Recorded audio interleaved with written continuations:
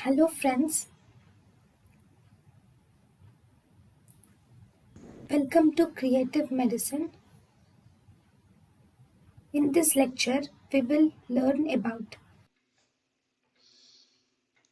Then the classification of drugs used for hyperthyroidism,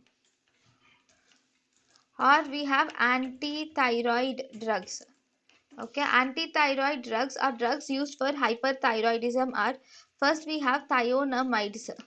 Okay, these thionamides are actually propyl thiouracil, methimazole, carbimazole, propyl thiouracil, methimazole, and carbimazole. Then we also have radioactive iodine. The radioactive iodine is used as iodine 131. Then we have iodine. Iodine can be of different three types. We have Lugol's iodine. Then we have potassium iodine.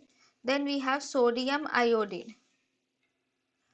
Then we have some more drugs, like we can use beta blockers especially to counteract the sympathetic activity which occurs in hyperthyroidism. We have propranolol, and also radio contrast media, like we can use hypernoic acid.